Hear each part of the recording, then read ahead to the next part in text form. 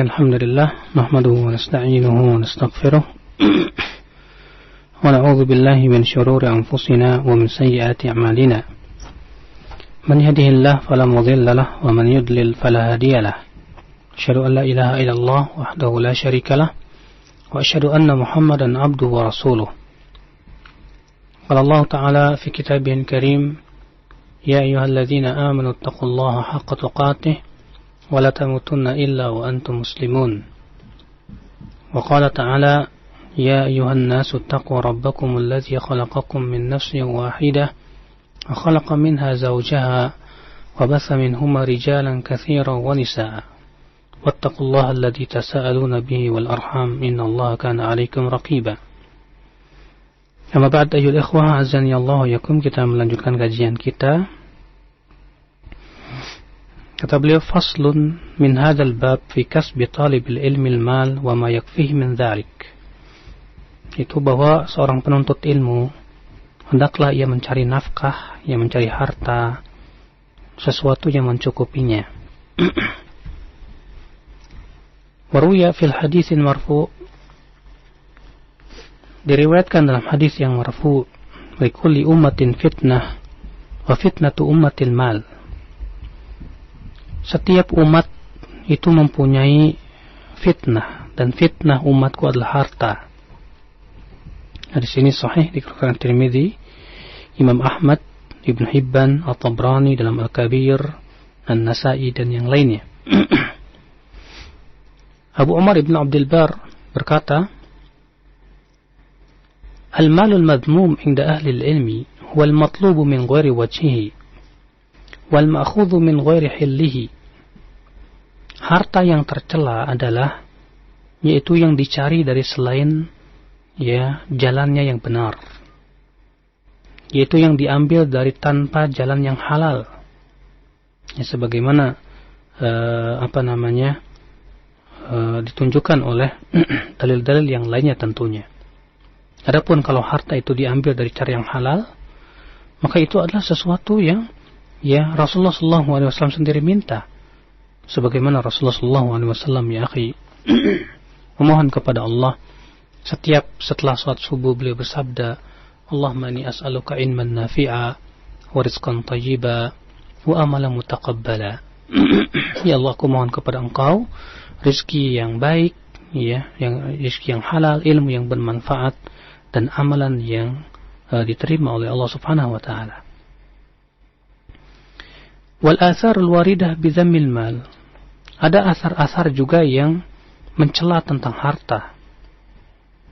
Di antaranya hadis bahwa Nabi sallallahu alaihi wasallam bersabda, "Ma dhibani ja'ian ursila fi hadhirati ghanamin bi afsada laha min hubbil mar'i lil mali wasyaraf." Tidaklah dua ekor serigala lapar yang dilepaskan pada kandang kambing lebih merusak daripada seseorang yang cinta kepada harta dan kedudukan. Orang yang sangat cinta kepada harta dan kedudukan, ya akhul Islam azani Allah wa yakum, terkadang kita lihat dia tidak peduli dengan halal dan haram. Semua cara, semua upaya dia lakukan. Yang terpenting adalah dia mendapatkan yang dia harapkan berupa harta dan kedudukan tersebut. Makanya Rasulullah SAW mengatakan bahwa orang yang cinta harta itu dan cinta kedudukan yang berlebihan itu lebih merusak daripada serigala lapar. Qala Umar ibn Khattab, berkata Umar bin Khattab radhiyallahu an, ما فتح الله عز وجل الدينار والدرهم أو الذهب والفضة على قوم إلا سفكوا دماءهم وقطعوا أرحامهم. Tidaklah Allah membuka dirham dan dinar atau emas dan perak kepada suatu kaum kecuali mereka akan menumpahkan darah dan memutuskan silaturahim. Subhanallah, kata Umar bin Khattab, bahwa orang yang dibukakan kepada mereka atau suatu kaum yang dibukakan kepada mereka emas dan perak, biasanya mereka kata beliau, ya, akan menumpahkan darah. Mereka akan berebut harta. Mereka akhirnya memutuskan silaturahim.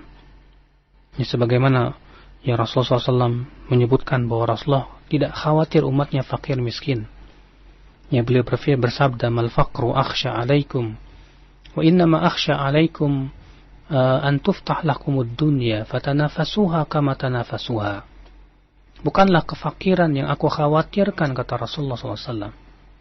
Akan tetapi yang aku khawatirkan adalah dibukakan kepada kalian pintu-pintu dunia. Ya, lalu lantas kalian pun berlomba-lomba mencari dunia. Sebagaimana Banu Israel, ya, orang-orang sebelum kalian dahulu, ya, berlomba-lomba mencari dunia. Sehingga dunia pun membinasakan kalian. Sebagaimana ya dahulu dunia membinasakan Banu Israel. Itulah yang dia khawatirkan oleh Rasulullah SAW. Kata Abu Umar ibn Abdul Bar, فوجه ذلك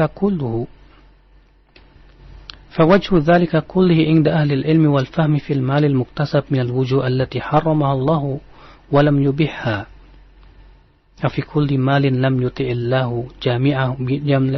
الله جامعه في كسبه وعصى ربه من أجله وبسببه واستعان به على معصية الله وغضبه ولم يؤدي حق الله وفرائضه فيه ومنه فذلك هو المال المذموم والكسب المشؤوم.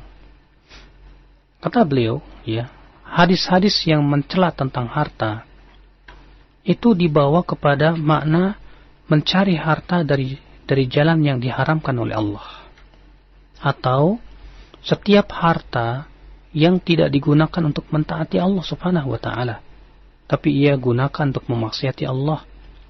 Ya, dengan harta itu ia gunakan untuk mendapatkan kemurkaan Allah. Bahkan ia pun tidak melaksanakan haknya, tidak mengeluarkan zakatnya. Maka inilah, kata beliau, harta yang tercela. Inilah usaha yang membuat sial pelakunya. Ya.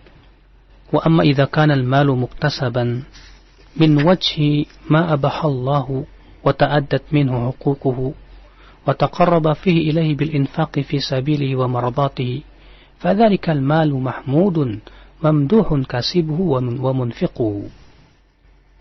Adapun, kata beliau, harta yang diambil dari cara yang halal, yang Allah mubahkan, dan ia pun melaksanakan hak-haknya, ia pun kemudian bertaqarrub, mendekatkan diri kepada Allah melalui harta tersebut, ya, dengan cara berinfak, ia mencari keridhaan Allah Subhanahu wa taala, maka itu adalah merupakan harta yang terpuji. Yang mencarinya pun juga terpuji. Ya, dan ini tidak ada ikhtilaf para ulama tentang masalah ini.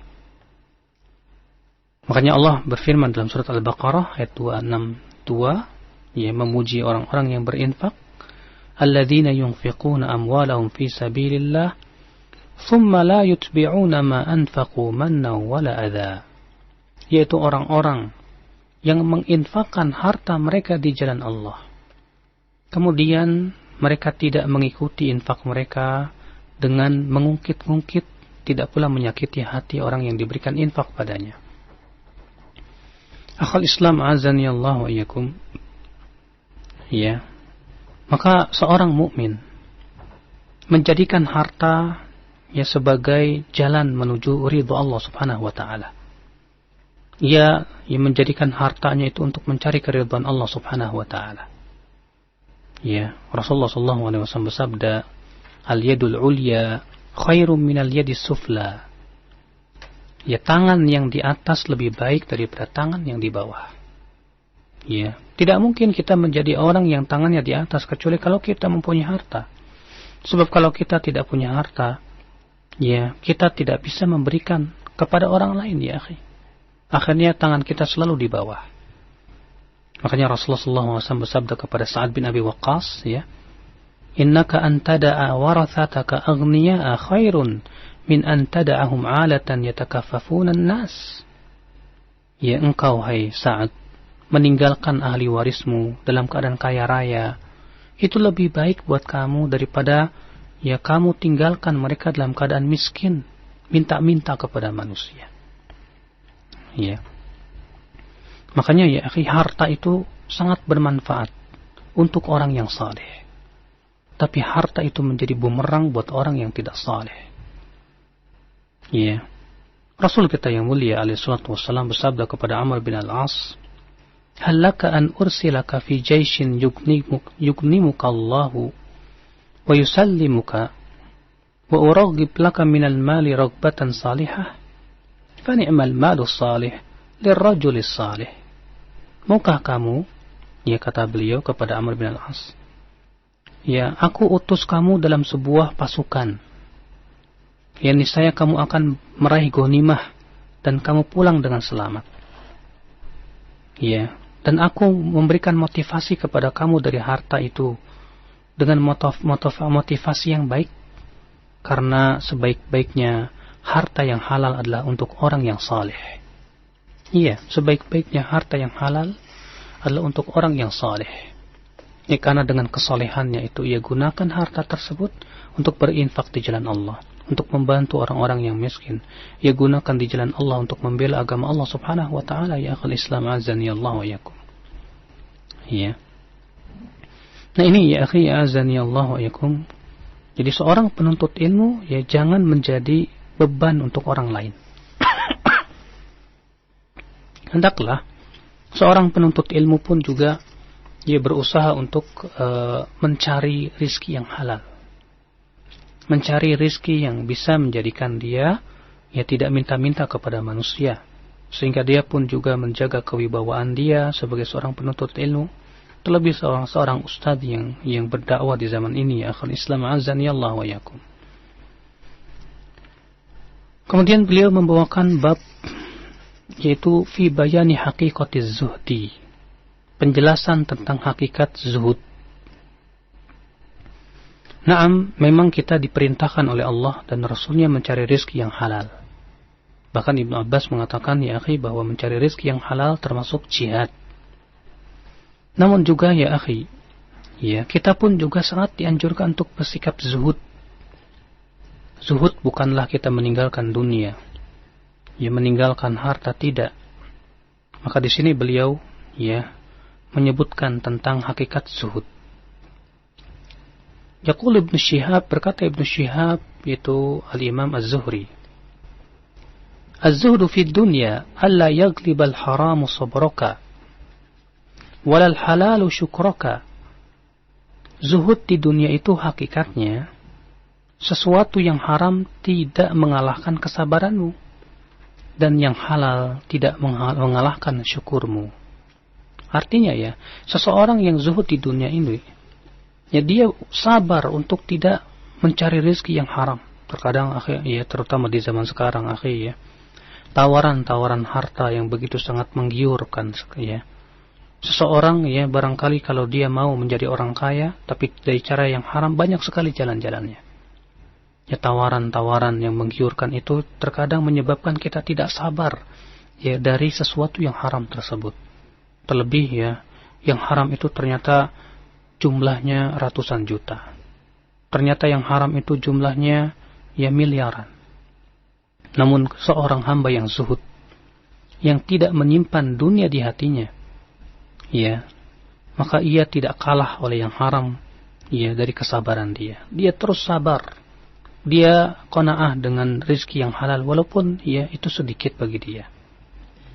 Jadi kata Ibnu Syihab, zuhud di dunia itu adalah tidak dikalahkan oleh yang haram dari kesabaran kita untuk ya tidak mengambil yang haram, dan yang halal pun juga tidak menjadikan kita lupa untuk bersyukur kepada Allah Subhanahu wa taala. Sementara Sufyan Ats-Tsauri berkata, menyebutkan tentang hakikat zuhud, kata beliau, Az-zuhdu fid dunya kisarul amal. Zuhud di dunia itu adalah pendeknya berangan-angan. Terkadang seseorang berangan-angan ingin mendapatkan dunia, ingin mendapatkan ini, mendapatkan itu, dari kesenangan dunia. Maka orang yang zuhud adalah yang tidak panjang amal-amalan, ya angan-angan dia terhadap dunia. Angan-angan dia adalah lebih tinggi dari dunia. Dia berangan-angan untuk masuk ke dalam surga. Ya angan-angan itulah yang menyebabkan dia berusaha terus bersungguh-sungguh beramal saleh, mendekatkan diri kepada Allah Subhanahu wa taala. Berbeda ya akhi ya orang yang angan-angannya hanya sebatas dunia. Ya, terkadang angan-angannya itulah yang menyebabkan akhirnya dia tidak peduli halal dan haram. Na'udzubillah.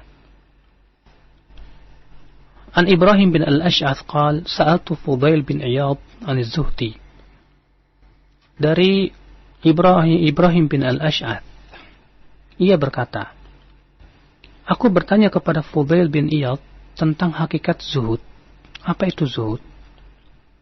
Faqala, maka beliau berkata, az-zuhdu al-qana'ah wa fiha al-ghina. Zuhud itu adalah qana'ah, merasa puas dan merasa cukup dengan apa yang ada. Wa sa'altuhu 'anil wara', faqala ijtinabul maharim. Lalu aku bertanya kepada beliau tentang hakikat wara', maka beliau mengatakan wara' itu menjauhi yang haram. Ya. Jadi zuhud dengan wara' itu sesuatu yang hampir sama, tipis perbedaannya. Syekhul Islam Taimiyah ia menyebutkan bahwa zuhud itu adalah tarku ma la yanfa'u fil akhirah. Ya, meninggalkan sesuatu yang tidak bermanfaat dalam kehidupan akhirat itu. Sedangkan wara' ya, yaitu meninggalkan tarku ma yadurru fil akhirah, yang bisa memberikan mudarat ya dalam kehidupan kita di hari akhirat. Itulah ya perbedaan antara zuhud dan wara'. Kata Abu Umar ibn Abdul Bar, penulis kitab Jami' Bayanil Ilmi wa Fadlih, wal atharu 'anis salaf was sahabati wat tabi'in wa man ba'dahum min ulama'il muslimin fi fadli sabri 'alad dunya waz zuhdi fiha wa fadli al-qana'ati war ridha bil kafaf wal iqtisari 'ala ma yakfi duna at-takathur alladhi yulhi wa yufdi akthar min an yuhita biha kitabun aw yashtamila 'alaiha babun. Dan athar ya dari salaf, dari kalangan sahabat, tabi'in dan setelahnya dari para ulama kaum muslimin tentang keutamaan sabar terhadap dunia dan zuhud dari kehidupan dunia dan keutamaan qanaah ya serta ridho dengan rezeki yang cukup, yang pas-pasan ya, dan tidak berlomba-lomba memperbanyak harta yang bisa melalaikan hati kita. Itu sangat banyak sekali. Kalau dikumpulkan, kata beliau, ya akan menjadi sebuah buku yang tebal. Ya. Warwina 'anin Nabi sallallahu alaihi wasallam. Dan diriwayatkan dari Nabi sallallahu alaihi wasallam bahwa beliau bersabda, Inna Allah azza wa jalla la yahmi 'abdahu ad-dunya kama yahmi ahadakum maridahu at-ta'am yashtahih. Ya, sesungguhnya Allah menjaga hambanya untuk tertipu dari dunia, sebagaimana seseorang dari kalian menjaga ya orang yang sakit untuk makan yang ia inginkan, tapi ternyata itu mudarat buat dia. Iya, maksudnya ya akhi ya, orang yang sakit kalau dibiarkan makan semau dia yang dia inginkan, itu akan memberikan mudarat. Ya, seperti orang yang terkena penyakit asam urat misalnya. Kalau dia dibiarkan dia makan semaunya, makan jeroan, ya makan ya makanan yang bisa menambah parah ya keadaan asam uratnya, atau dia diabetes yang ya dibiarkan dia memakan sesuatu yang dia inginkan, ya akan bermudarat. Tapi ketika ia meninggalkan pantangan-pantangannya, dia tahu kalau dia makan makanan itu akan menambah ya berat penyakitnya, maka ia tinggalkan itu semua, maka itu akan memberikan kesehatan. Demikian pula ya seorang hamba yang ingin ya menuju kehidupan akhirat dan mengharapkan pahala Allah, maka hendaknya dia ya akhi ya menahan diri dari hal-hal yang dia inginkan. Ternyata yang dia inginkan tersebut dari dunia ini malah memberikan mudarat untuk kehidupan dia di akhirat nanti. Ya subhanallah. Kata beliau, wa hadza wallahu alam nadhara minhu azza wa jalla lidzalika al-'abdi farubba rajulin kana al-ghina sababu fisqihi كان الغنى سبب في فسقه وعصيانه لربه عز وجل وانتهاكه لحرمته ورب رجل كان الفقر سبب ذلك كله له وربما كان سبب كفره وتعطيل فرائضه وهما طرفان مذمومان عند العلماء. Kata beliau, Ya, maksud daripada hadis tadi, wallahu alam, kata beliau, bahwa Allah melihat kepada maslahat yang paling baik untuk hamba. Berapa banyak orang yang akibat kekayaannya itu rupanya menjadi sebab kefasikan dia, dan kekayaan itu menyebabkan dia berbuat maksiat kepada Allah. Sebaliknya, ada orang yang justru ya kefakiran itu menjadi sebab ya dia maksiat kepada Allah. Dia tidak sabar dengan kefakiran, dia pun kemudian marah kepada Allah. Ya, dia pun menentang takdir Allah Subhanahu wa taala. Akhirnya ya itu menjadi sebab kekufuran dia. Akhirnya itu yang menjadi sebab akhirnya dia meninggalkan banyak kewajiban-kewajiban yang telah Allah wajibkan kepada dia. Ya, makanya naudzubillah ya akhi ya, jangan sampai ya kita termasuk orang-orang yang disesatkan oleh kekayaan atau yang disesatkan oleh kemiskinan. Oleh karena itulah Rasulullah SAW berlindung kepada Allah dari ya kelaparan. Juga Rasulullah berlindung daripada kefakiran. Ya, disebutkan dalam sebuah doa bahwa Rasulullah SAW berdoa, Allahumma inni a'udzubika minal ju' fa innahu bi'sad dhaji' wa a'udzubika minal khiyanah fa innaha bi'satil bitanah. Ya Allah, aku berlindung kepada Engkau dari lapar, karena ia adalah seburuk-buruknya teman tidur. Dan aku berlindung kepada Engkau dari sifat khianat, karena ia adalah seburuk-buruknya teman dekat. Ya, subhanallah, Rasulullah SAW berlindung dari ya kelaparan. Juga Rasulullah SAW memohon kepada Allah kekayaan. Ya, beliau bersabda, Allahumma inni as'alukal huda wat tuqa wal afiyata wal ghina. Ya Allah, aku mohon kepada Engkau al-huda, hidayah, wat-tuqa, dan ketakwaan, wal-afiyah, dan keselamatan, wal-ghina, dan kekayaan. Yang dimaksud tentunya yang dikaya di sini yaitu kekayaan hati ya akhi. Ya. Karena kekayaan hati itu segala-galanya ya akhi. Ya, orang yang hatinya tidak kaya dan tidak qanaah terhadap apa yang Allah berikan kepada dia, itu menjadi orang yang termiskin di dunia. Tapi ketika orang yang hatinya kaya raya, ya orang yang hatinya tidak kaya ya, yang tidak qanaah, itu termasuk maka menjadi orang yang termiskin di dunia. Sebaliknya orang yang hatinya kaya, hatinya qanaah, maka ia dengan derajat dunia setara. Ya, sebagaimana ya perkataan Imam Syafi'i, "Idza ma kunta dza qalbin qanu'in fa anta wa malikud dunya sawa." Ya, apabila kamu ya mempunyai hati yang betul-betul qanaah, kata beliau, maka kamu dan raja dunia itu setara. Allah ya akhi, ya itulah yang diminta oleh Rasulullah, supaya diberikan ya kekayaan hati. Ya.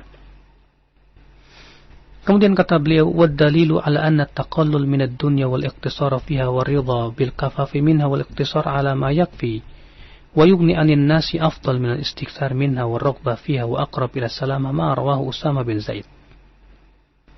Dalil yang menunjukkan bahwa ya kita ya mempersedikit dari dunia dan merasa cukup dengan ya harta yang pas-pasan itu lebih utama daripada memperbanyak harta sehingga kita lupa dan lalai, adalah hadis yang dikeluarkan oleh diriwayatkan oleh Usama bin Zaid, seorang sahabat, bahwa Rasulullah SAW bersabda, "Qumtu ala babil jannah fa idza amatu man dakhalaha al-masakin wa idza ashabul jaddi mahbusun illa ashaban nar faqad umira bihim ila an-nar wa qumtu ala babin nar fa idza amatu man dakhalaha an-nisa." Aku berdiri di pintu surga, ternyata kebanyakan yang memasuki surga adalah orang-orang miskin, dan ternyata orang-orang kaya itu tertahan, kecuali penduduk api neraka telah diperintahkan mereka untuk masuk ke dalam api neraka. Dan aku berdiri di pintu neraka, ternyata kebanyakan yang memasukinya adalah wanita, kata Rasulullah SAW. Ya, subhanallah ya akhi. Rasulullah SAW dalam hadis ini menyebutkan bahwa ya orang kaya itu akan tertahan. Ya, orang kaya itu akan tertahan. Bahkan dalam hadis lain yang dikeluarkan, yang diriwayatkan oleh Ibnu Umar, ya bahwa Rasulullah SAW bersabda, "Ala ubasyirukum ya ma'syaral qurra?"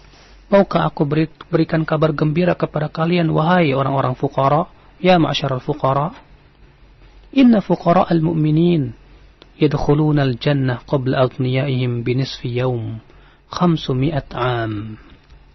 Sesungguhnya orang-orang fakir dari kalangan kaum mukminin itu akan lebih dahulu masuk ke dalam surga sebelum orang-orang kaya mereka setengah hari.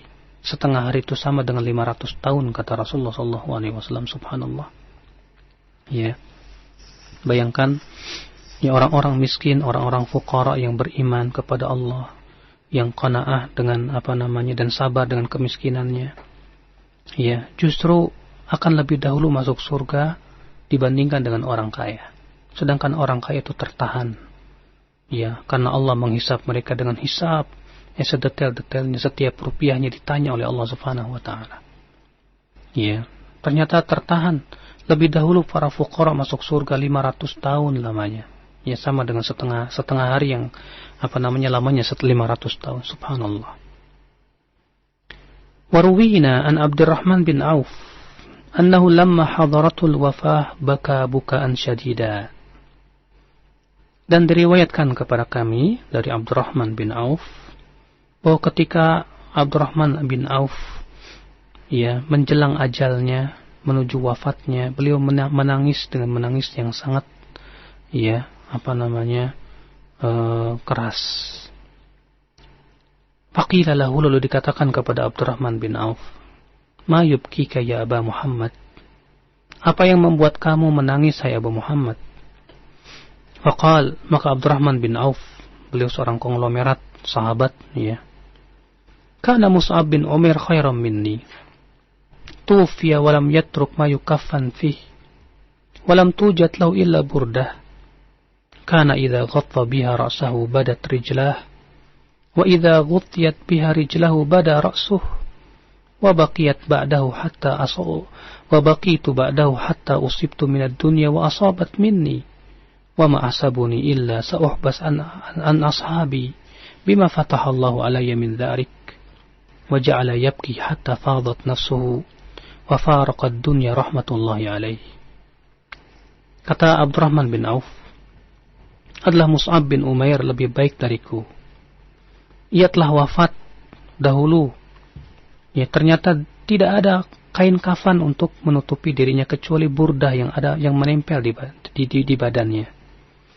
Di mana kalau ditutup kepalanya akan terlihat ya kakinya, dan apabila ditutup kakinya akan terlihat kepalanya.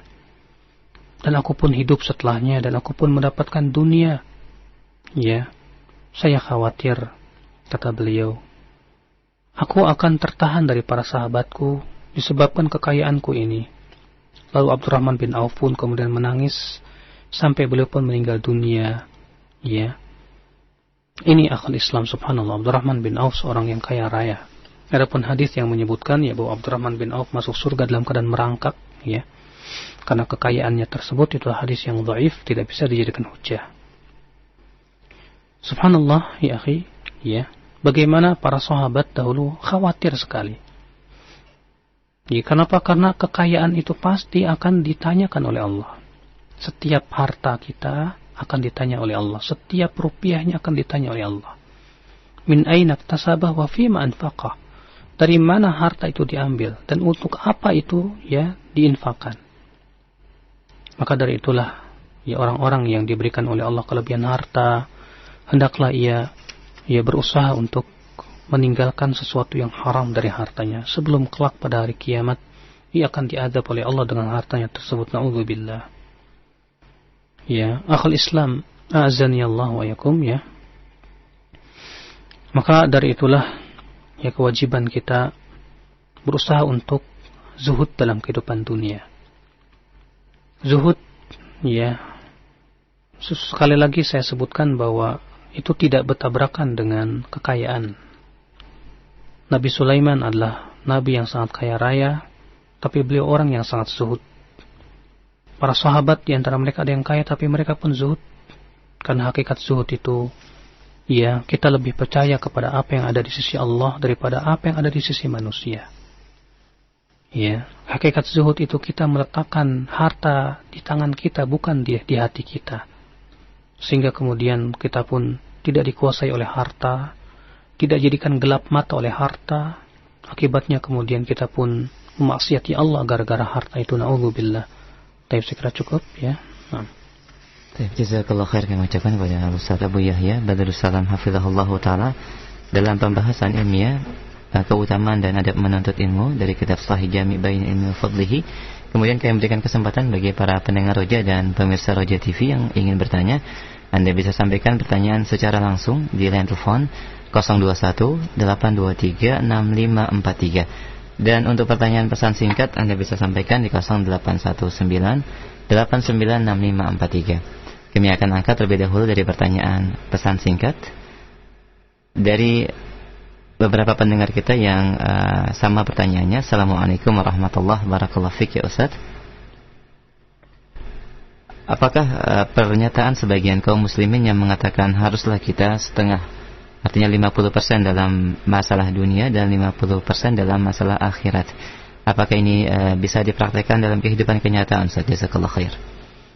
Ya akhi, apa maksud daripada 50% dunia, 50% akhirat?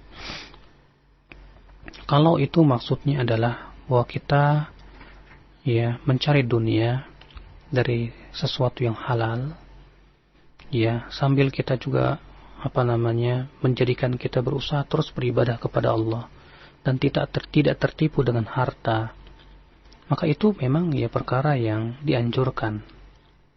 Ya, Rasulullah menyuruh kita mencari rezeki yang halal. Ya, demikian pula para sahabat pun mereka mencari rezeki yang halal.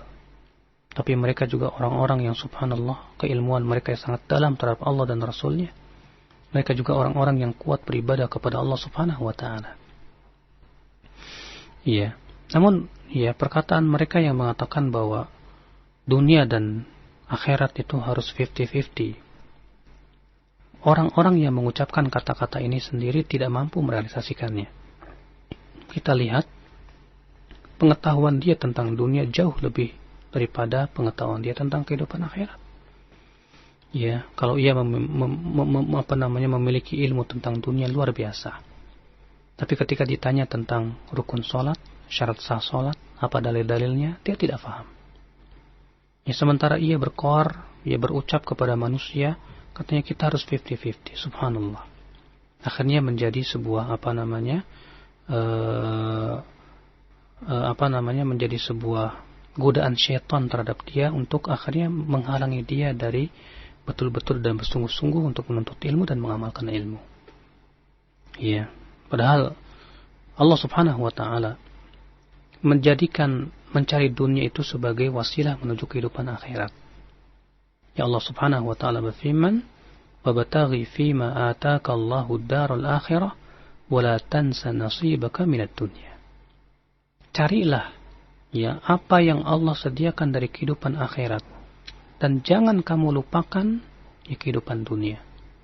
Tentu sangat berbeda dengan kalau kita katakan carilah dunia dan jangan lupakan kehidupan akhirat. Amat jauh ya berbeda antara dua perkara. Allah menyuruh carilah akhirat, artinya jadikanlah tujuan kita. Karena kita hidup di dunia tidak akan pernah selamanya. Setiap manusia pasti mati. Ya, karena tujuan kita hidup di dunia itu untuk dipertanggungjawabkan oleh Allah tentang amalan-amalan kita. Berarti tujuan kita adalah kehidupan akhirat. Dunia kita jadikan wasilah untuk mencari akhirat. Ya, makanya para ulama mengatakan ad-dunya mazra'atul akhirah. Ya, dunia itu adalah merupakan tetap tempat bercocok tanamannya menuju kehidupan akhirat. Kelak ya, buahnya kita akan tuai, kita akan panen nanti di dalam kehidupan akhirat kita. Maka dari itu ya akhi ya, kewajiban kita adalah yang pertama berusaha terus ya mengumpulkan perbekalan kita untuk kehidupan akhirat. Adapun dunia jadikanlah ia sebagai wasilah ya untuk meraih surga Allah yang paling tinggi. Nah, baik, Ustaz, jazakallahu khair atas jawaban dan penjelasannya. Kami berikan kesempatan berikutnya. Silakan di line telepon 0218236543. Baik. Halo. Assalamualaikum. Halo, waalaikumsalam warahmatullahi wabarakatuh. Dengan siapa Bapak, di mana? Dengan Abu Fira, Pak. Di mana, Pak? Di Depok. Baik, silakan. Pak, assalamualaikum Pak Ustaz. Waalaikumsalam warahmatullahi wabarakatuh. Baik, barakallah. Tat, ini mau nanya, Tat. Kalau kita lepas dari suatu tempat yang haram lalu kita kembali lagi ke tempat itu, tapi karena kondisi mudaratnya lebih tinggi kalau kita tetap di situ-situ aja, tapi kita udah ikhtiar berusaha tapi belum dapat, tapi ada tawaran yang lebih bisa menghindari mudarat itu, Tat. Jadi bisa mengantisipasi kehidupan lah gitu, Tat, ya. Gimana, Tat, itu menurut Islam, Tat? Maksudnya lebih baik atau gimana, Tat? Iya, jazakallahu khairan, Tat. Jazakallahu khairan. Assalamualaikum. Waalaikumsalam warahmatullahi wabarakatuh. Yang harus kita yakini bahwasannya yang memberikan rezeki adalah Allah. Kita diperintahkan untuk bersungguh-sungguh berusaha. Ya. Yang harus kita yakini adalah bahwa ketika kita berusaha untuk bertakwa kepada Allah, maka Allah akan memberikan jalan keluar dan rezeki dari arah yang tidak disangka-sangka. Sebagaimana Allah berfirman dalam surat At-Talaq, "Wa may yattaqillaha yaj'al lahu makhraja wa yarzuqhu min haitsu la yahtasib." Ya, barang siapa yang bertakwa kepada Allah, Allah akan berikan kepada dia jalan keluar, dan Allah akan berikan rezeki dari arah yang tidak disangka-sangka. Ya, ketika kita bekerja di suatu tempat yang haram, ya, banyak orang yang merasa takut. Ya, ketika ia keluar dari tempat itu, akan bekerja di mana ia? Akan mencari uang di mana ia? Ya, rasa takut inilah yang menyebabkan akhirnya mereka tetap berada di atas pekerjaannya yang haram tersebut. Padahal kata para ulama, rasa takut ini akibat daripada kurangnya keyakinan dia bahwasanya yang memberikan rezeki kepada dia adalah Allah. Iya. Ini merupakan jenis daripada syirik kecil. Maka dari itu, ketika seorang hamba betul-betul yakin kepada Allah, ketika seorang hamba betul-betul faham bahwasannya rezeki itu semuanya datang dari Allah Subhanahu wa taala, ya, tapi ia berusaha terus mencari biidznillah. Kalau dia betul-betul bertakwa kepada Allah dan bertawakal, pasti Allah akan membantu dia. Disinilah ia butuh kepada keyakinan yang kuat kepada Allah. Disinilah seorang hamba butuh kepada tawakal yang kuat kepada Allah. Ya, Rasulullah SAW bersabda, "Lau annakum tatawakkaluna 'ala Allahi haqqa tawakkulihi, arzaqakum kama yarzuqut tayr, taghdu khimasan wa taruhu bitanan." Kalaulah kalian, ya, kata Rasulullah SAW, betul-betul bertawakal kepada Allah Subhanahu wa taala dengan tawakal yang betul-betul sempurna, niscaya Allah akan memberikan rezeki kepada kalian, ya, sebagaimana Allah memberikan rezeki kepada kepada seekor burung, di mana burung itu ia pergi di waktu pagi dalam keadaan temboloknya kosong, dan di waktu sore ia pulang dalam keadaan temboloknya itu sudah penuh. Padahal ia hanya berasal memiliki kedua kemampuan saja, paruhnya dan cakarnya saja. Tapi subhanallah, ya, karena tawakalnya burung tersebut kepada Allah, menyebabkan akhirnya Allah pun memberikan kepada dia sesuatu yang subhanallah. Makanya subhanallah disinilah, ya, pentingnya kita memperkuat dan mempertebal keimanan kita kepada Allah, ya, tawakal kita kepada Allah dan keyakinan kita sambil kita terus berusaha untuk mencari rezeki yang halal. Wallahi ya akhi, ya, rezeki yang halal tapi sedikit itu lebih baik daripada rezeki ternyata haram yang akan bisa memasukkan kita ke dalam api neraka. Nah, Ustaz, jazakallahu khairan atas penjelasan dan jawabannya. Kami berikan kesempatan kembali untuk line telepon di 0218236543. Silakan. Baik, halo. Assalamualaikum. Dengan siapa, Umu, di mana? Dengan Umu Sofia. Di mana? Jakarta. Baik, silakan. Masih nyambung ya? Silakan, Umu, ya. Dan dikecilkan saja radio monitornya atau baik. Syukran, jazakallahu khair. Silakan. Ya, begini Ustaz, saya mau bertanya. Bagaimana kalau seseorang itu dia mempunyai kelebihan dalam hal dunia, apakah itu salah? Sedangkan dengan keduniaannya itu dia bisa beribadah lebih banyak. Misalnya dia bisa berinfak lebih banyak, bersedekah, umroh dan haji. Apakah itu salah? Dan yang kedua, bagaimana menghadapi orang-orang yang menganggap bahwa dengan kelebihan dunianya itu seseorang itu adalah sombong gitu. Padahal mungkin belum tentu dia sombong. Hanya karena misalnya dia punya keleluasaan, keleluasaan dan lebih mudah untuk dia dalam menuntut ilmu karena dia mempunyai media-media dan mempunyai kemudahan-kemudahan untuk hal itu. Bagaimana dalam menghadapi hal ini? Jazakallahu khair, Ustaz. Wah iya, jazakallahu khair. Silakan Ustaz. Tentunya ya, menjadi orang kaya itu tidak tercela. Iya, selama yang pertama ia ambil harta tersebut dari cara yang halal. Yang kedua, ia tidak menipu dia dari kehidupan akhirat. Yang ketiga, ia jadikan sebagai wasilah untuk menuju ketaatan dan mendulang pahala sebanyak-banyaknya.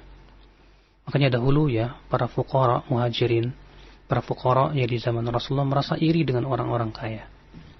Ya, mereka datang kepada Rasulullah dan berkata, "Ya Rasulullah, dhahaba alud duthur bil ujur." Ya wahai Rasulullah, ya orang-orang kaya pergi membawa pahala banyak sekali. Yusalluna kama nusalli wa yasumuna kama nasum. Ya, mereka salat sebagaimana kami salat. Mereka pun berpuasa sebagaimana kami berpuasa. Wa yatasaddaquna bi fuduli amwalihim, tapi mereka mampu bersedekah dengan kelebihan harta mereka sedangkan kami tidak bisa. Ya, dan satu riwayat mereka bisa haji, mereka juga bisa mempersiapkan jihad fisabilillah, sedangkan kami tidak mampu. Ya. Kemudian Rasulullah pun mengajarkan kepada mereka sedekah yang bisa mereka lakukan. Rupanya ya, orang-orang kaya pun tahu. Maka kaum muhajirin, kaum fuqara pun kembali kepada Rasulullah. Ia menceritakan hal itu, maka Rasulullah pun tersenyum dan berkata, "Fadlullah yu'tihi man yasha." Yaitu karunia Allah yang Allah berikan kepada siapa yang Allah kehendaki. Nah, ya kita lihat para sahabat ya diberikan oleh sebagian mereka kekayaan. Dengan kekayaan itu mereka bisa bersedekah, mereka bisa berinfak, mereka bisa haji, bisa umrah. Ya, selama kekayaan itu digunakan untuk mentaati Allah. Ya, bertakarub kepada Allah sesuatu yang baik tentunya, sebagaimana kita sebutkan ya tadi perkataan Abu Umar ibn Abdul Barr. Ya, makanya Rasulullah SAW mengatakan, "Ni'ma al-malis salih lirrajulis salih." Ya, sebaik-baiknya harta yang saleh adalah untuk orang yang saleh. Ketika harta jadi berada di tangan orang yang saleh, betapa ia menjadi sebaik-baiknya hamba saya. Harta itu digunakan untuk membela agama Allah, harta itu digunakan untuk bersedekah, harta itu digunakan untuk mencari keridhaan Allah Subhanahu wa taala dan mendulang pahala yang sebanyak-banyaknya. Ya. Dan tentunya orang miskin pun tak boleh bersuudzon kepada orang kaya. Ketika orang kaya bisa ya subhanallah berinfak, bersedekah dan yang lainnya, janganlah orang-orang yang tidak diberikan kekayaan itu menganggap orang kaya itu sombong dan yang lainnya. Ya, karena itu termasuk suudzon kepada saudaranya. Ya, tak layaklah justru setiap kita untuk ya berlomba-lomba. Ya, orang miskin kalau dia tidak memiliki amalan yang mampu dilakukan orang kaya, carilah amalan lain yang mungkin bisa setara dengannya. Ya, sebuah contoh misalnya, ketika ia melihat orang-orang kaya itu berhaji misalnya, maka ia carilah amalan yang bisa pahalanya setara dengan haji. Kalau memang dia tidak mampu berhaji. Ya. Na'am ya akhal Islam azani Allah wa yakum. Ketika sebuah masyarakat yang dia pikirkan adalah berlomba-lomba dalam kehidupan akhirat, ya, bukan berlomba-lomba dalam kehidupan dunia, maka ya kedengkian demikian pula berburuk sangka itu akan hilang dari hati-hati mereka. Maka ya akhal Islam azani Allah wa yakum, ya, orang yang miskin diberikan oleh Rasulullah SAW keutamaan, ya, di mana Rasulullah SAW memberikan banyak keutamaan orang miskin. Di antaranya bahwa mereka akan masuk surga dahulu, ya, setengah hari sebelum orang kaya, dan setengah hari itu sama dengan 500 tahun kata Rasulullah. Ya, juga Rasulullah sabda, "Tuba li abdin, ya, liman aslama wa ruziqa kafafan wa qanna'ahu Allah bima atah." Tuba, pohon tuba di surga bagi orang yang masuk Islam dan diberikan rezeki yang pas-pasan dan diberikan oleh Allah qanaah terhadap apa yang Allah berikan. Ya, juga ya orang kaya yang bersyukur, yang beribadah kepada Allah dan menggunakan hartanya untuk beribadah kepada Allah pun punya keutamaan. Sehingga terjadi ikhtilaf para ulama ya tentang mana yang paling utama, Apakah orang kaya yang bersyukur ataukah orang miskin yang bersabar? Ya, namun Syekhul Islam mengatakan bahwa yang paling utama di antara mereka adalah yang paling takwa. Sebagaimana firman Allah, "Inna akramakum indallahi atqakum." Nah. Baik, jazakallahu khair atas penjelasannya. Kami berikan satu kesempatan kembali sebelum kita angkat dari pesan singkat. Masih di line telepon 0218236543. Silahkan. Baik, halo. Halo, Assalamualaikum warahmatullahi wabarakatuh. Waalaikumsalam warahmatullahi wabarakatuh. Dengan siapa Pak, di mana? Dengan Pak Abdurrahman di Cinere. Silakan Pak. Begini Ustaz, ada sebagian orang mengatakan katanya kaya dan miskin itu adalah nasib, sehingga itu bisa dirubah dengan adanya kecerdasan atau kepintaran kita dalam berusaha gitu. Apakah itu bisa dibenarkan Ustaz? Itu aja Ustaz. Assalamualaikum warahmatullahi wabarakatuh. Waalaikumsalam warahmatullahi wabarakatuh. Jazakallahu khair Pak. Tentunya Bapak ya, kekayaan dan kemiskinan memang nasib dan sudah takdir Allah. Kecerdasan seseorang jadi dalam berusaha itu hanya sebatas sebab saja. Berapa banyak orang yang cerdas tapi ternyata rezekinya biasa-biasa saja. Tapi berapa banyak orang yang barangkali ya dia buta huruf, bahkan ada ya, kita lihat bahkan di zaman ini pun masih ada orang yang buta huruf, tidak bisa baca tulis, tapi ternyata omzetnya per bulan ratusan juta. Ya, kenapa? Karena pengalaman dia dalam dunia bisnis ataupun ya usaha dia yang gigih untuk mencari dunia. Ya, betul. Itu dapat kita saksikan dengan mata kepala kita sendiri. Itu menunjukkan bahwa ya kecerdasan orang yang IQ tinggi belum tentu rezekinya ya banyak. Ya. Dan orang yang tidak bisa baca tulis ya alias buta huruf belum tentu rezekinya sedikit. Yang menentukan bukan ijazah, akan tetapi yang menentukan kekayaan dan kemiskinan adalah Allah. Ya Allah yang Maha tahu. Ya siapa yang Allah berikan, Allah jadikan dia kaya, dan siapa yang dijadikan miskin. Yang celaka adalah seorang hamba yang merasa dirinya diberikan oleh Allah rezeki akibat daripada kecerdasan dia. Bukankah dahulu Allah subhanahu wa ta'ala mencerca Qarun? Kenapa? Karena si Qarun merasa sombong. Dia merasa bahwasanya kekayaan yang dimiliki akibat daripada ilmu dan kecerdasannya. Ya Allah subhanahu wa ta'ala menghikayatkan perkataan si Qarun. Apa katanya? Qala innama utitu ala ilmin indi. Ya sesungguhnya aku diberikan kekayaan ini, kata si Qarun, ya akibat daripada keilmuan dan kecerdasan saya. Dengan pongahnya dia berkata demikian. Ya subhanallah. Makanya Allah berfirman dalam ayat lain ya ya'rifuna ni'matallah thumma yunkirunaha. Mereka mengenal nikmat-nikmat Allah kemudian mereka mengingkari nikmat Allah itu. Kata Imam Mujahid, maksudnya ya mereka tahu ini nikmat Allah tapi mereka menisbatkan nikmat itu kepada selain Allah. Menisbatkan nikmat tersebut kepada kemampuan dirinya. Subhanallah. Ya padahal yang memberikan kemampuan kepada dia siapa? Allah. Yang memberikan kecerdasan kepada dia siapa? Allah. Yang memberikan rezeki kepada dia semuanya Allah subhanahu wa ta'ala. Maka seorang hamba hendaklah ya ia yakin bahwasanya ya semua itu yang memberikannya Allah. Kewajiban dia bersyukur kepada Allah dan berterima kasih kepada Allah subhanahu wa ta'ala. Nah. Jazakallahu khair atas jawaban dan penjelasannya. Kami angkat kembali pertanyaan selanjutnya dari pesan singkat dari Ibu Nur di Kendari. Assalamualaikum warahmatullahi wabarakatuh. Ustaz, saya pernah ditunjuk menjadi bendahara dalam salah satu kegiatan dan ada sisa uang dari kegiatan tersebut. Pada kegiatan berikutnya mereka tidak lagi melibatkan anak sebagai bendahara, akan tapi diberikan uang dari kelebihan kegiatan tersebut. Apakah uang ini halal Ustaz? Jazakallahu khair. Diulangi. Ya, pada satu kegiatan saya ditunjuk sebagai bendahara, kemudian pada kesempatan kegiatan berikutnya saya tidak lagi ditunjuk sebagai bendahara, akan tetapi saya masih diberikan mungkin intensif atau kelebihan uang dari kegiatan tersebut. Apakah uang ini halal dan boleh diterima Ustaz? Pertama, bahwa uang kegiatan ini kalau didapat dari sedekah.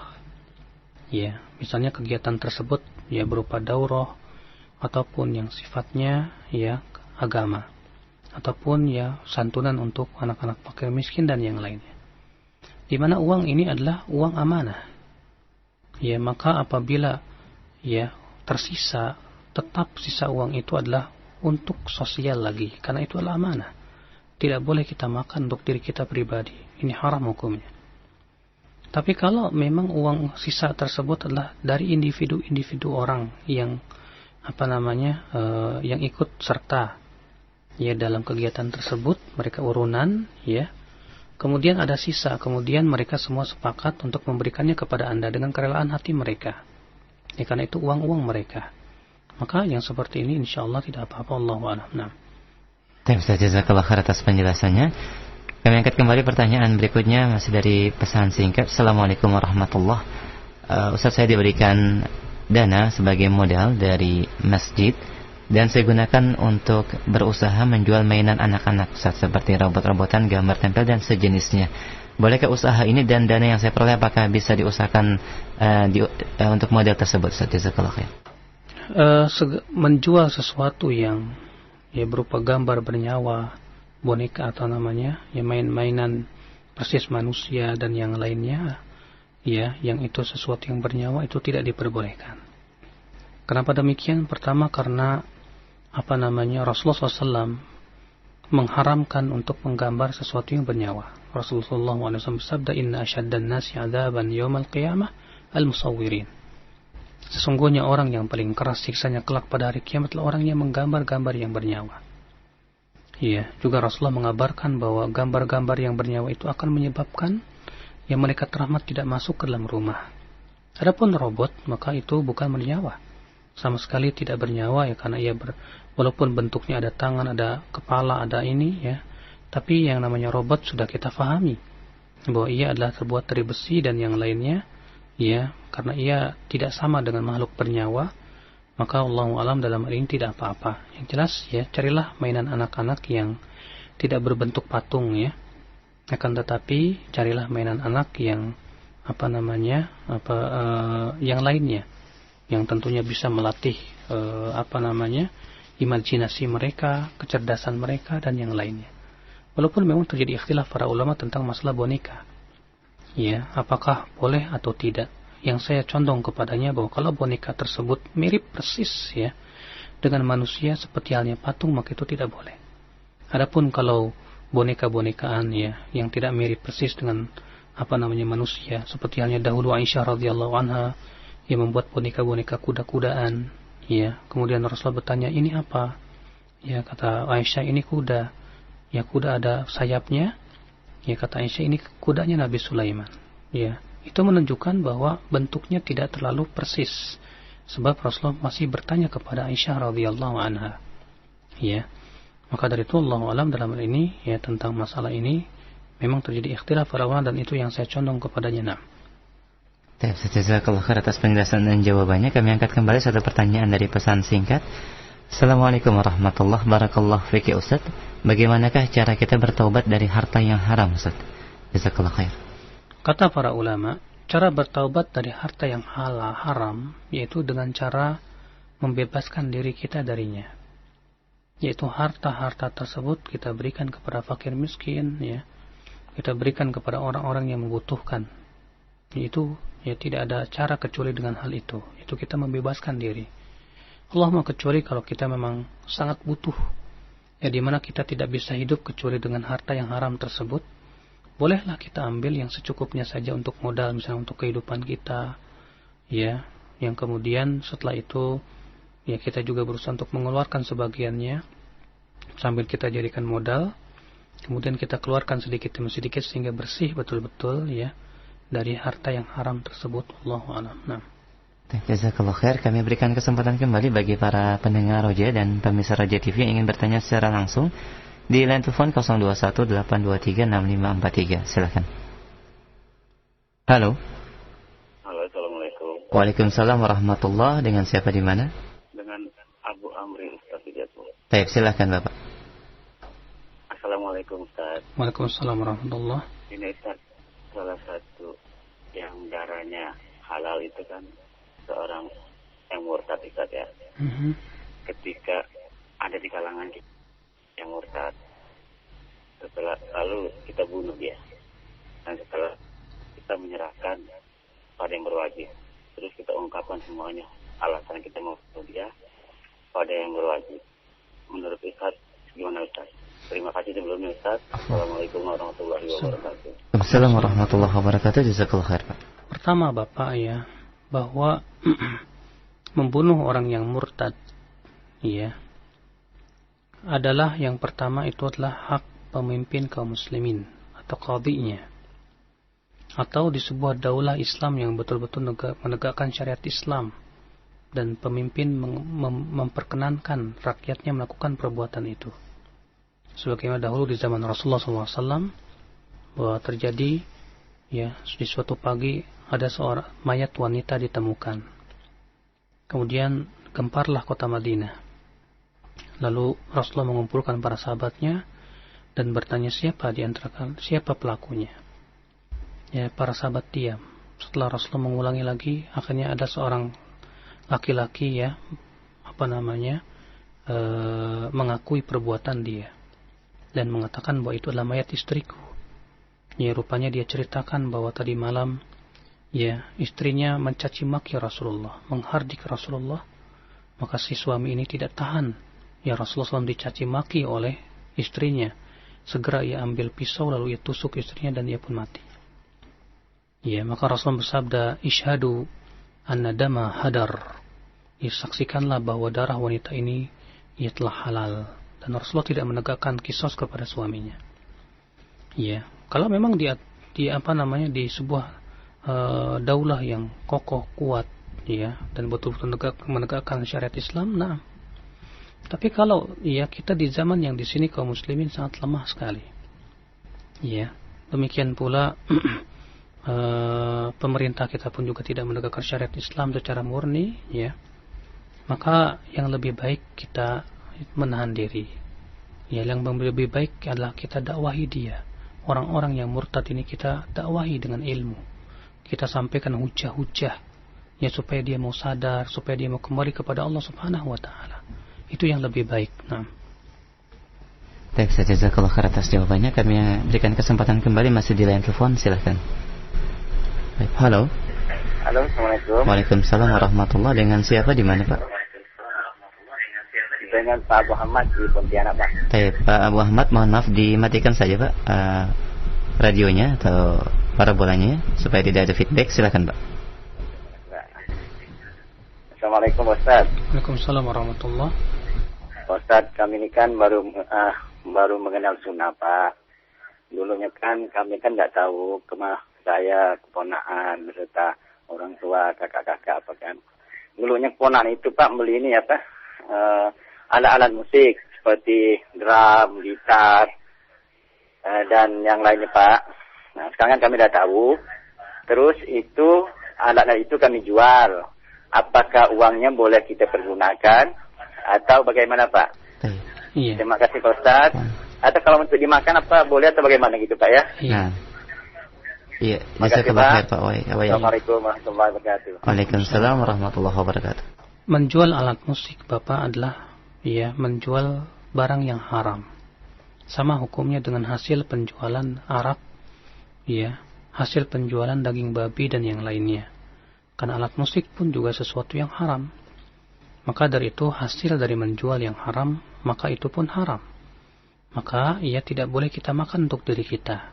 Tapi pergunakanlah uang yang haram itu dengan misalnya memberikannya kepada fakir miskin, orang-orang yang sangat butuh sekali, atau untuk fasilitas-fasilitas yang sifatnya umum, entah itu jalan, memperbaiki jalan yang telah rusak ataupun membuat WC-WC umum dan yang lainnya untuk kepentingan manusia. Nah. Jazakallahu khair. Kami masih berikan kesempatan kembali masih di line telepon, silakan di 0218236543. Halo. Halo, Assalamualaikum. Waalaikumsalam warahmatullahi. Dengan siapa Ummu di mana? Saya Ibu Indah di Jakarta. Baik, silakan. Iya, Ustadz, saya mau nanya. Dulu di saat saya SMP, saya itu pernah sebagai seorang bendahara dan saya berasa mungkin saya kurang amanah, Ustadz, waktu itu karena saya mungkin kurang dalam menulis-nulisnya untuk merincinya dan mungkin juga saya agak kepake uang itu, Ustaz, bagaimana cara saya untuk bertobat? Dan kalau sedangkan sekarang saya sudah berumah tangga, sudah menikah. Nah, kalau saya harus kembalikan ke sekolahan itu, apakah jumlahnya sesuai uang yang dulu atau bagaimana, Ustaz? Makasih, Ustaz. Assalamualaikum. Waalaikumsalam warahmatullahi wabarakatuh. Silakan. Allah tidak tahu. Baik, demikian Ibu mungkin bisa tanyakan kembali kepada Ustaz yang lain. InsyaAllah kita berikan kesempatan masih dari pesan singkat untuk selanjutnya. Assalamualaikum warahmatullahi wabarakatuh. Barakallahu fiqh Ustaz. Bagaimanakah kalau kita berjualan pakaian atau baju akhwat yang ketat Ustaz? Mohon penjelasannya dari Abu Aziz di Lampung. Tentunya ya, bahwa menjual wasilah kepada maksiat. Ya. Ini kita lihat. Kalau kita jual ya seperti pakaian-pakaian ketat seperti itu hanya diperuntukkan untuk kaum muslimah saja di rumah-rumah mereka dan memberikan syarat seperti itu ya, maka saya kira tidak apa-apa. Kalau memang diberikan syarat setiap yang datang ya khusus untuk muslimah saja, yang berjilbab, yang menutup aurat dan ia gunakan untuk khusus suaminya. Adapun kalau yang datang itu yang membelinya adalah orang-orang yang memang mempertontonkan auratnya di hadapan manusia, ya, dan pastilah kemungkinan besar ya bahwa baju-baju tersebut digunakan untuk dia pakai di luar, maka ini termasuk ta'awun 'alal itsmi wal 'udwan, ya, tolong menolong dalam dosa dan permusuhan. Maka yang seperti ini tidak diperbolehkan, ya. Maka pada waktu itu kita pun harus ketat dalam hal ini. Allahu a'lam. Jazakallahu khair. Kami angkat kembali pertanyaan berikutnya. Assalamualaikum warahmatullahi dari pendengar kita Bapak Ahmad di Bandung, tentang hadis yang menerangkan bahwasanya Rasul tidak turun ke bumi untuk memusnahkan patung khamr dan alat musik, Ustaz. Apa itu? Pertanyaannya dari Bandung, Pak Ahmad bertanyakan apakah ada hadis yang menerangkan bahwa Rasulullah tidak turun ke bumi, tentang hadis yang menerangkan bahwa Rasul turun ke bumi untuk memusnahkan patung khamr dan alat musik. Mungkin yang dimaksud adalah Nabi Allah Isa. Saya tidak tahu tentang hadis itu ya.